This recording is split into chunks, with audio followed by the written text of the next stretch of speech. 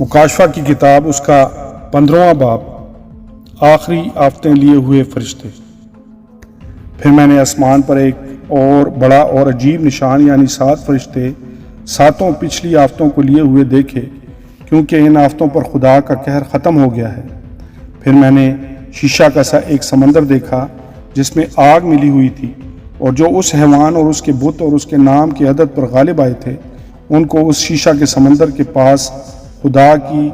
بربتیں لیے کھڑے ہوئے دیکھا، اور وہ خدا کے بندہ موسیٰ کا گیت اور برہ کا گیت گا گا کر کہتے تھے: اے خداوند خدا قادر مطلق، تیرے کام بڑے اور عجیب ہیں۔ اے ازلی بادشاہ، تیری راہیں راست اور درست ہیں۔ اے خداوند، کون تجھ سے نہ ڈرے گا اور کون تیرے نام کی تمجید نہ کرے گا،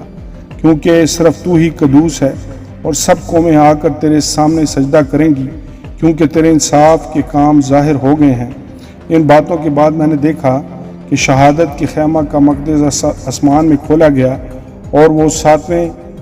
ساتوں فرشتے جن کے پاس 7 آفتیں تھیں، آبدار اور چمکدار جواہر سے آراستہ اور سینوں پر سنہری سینہ بند باندھے ہوئے مقدس سے نکلے، اور ان 4 جانداروں میں سے ایک نے 7 سونے کے پیالے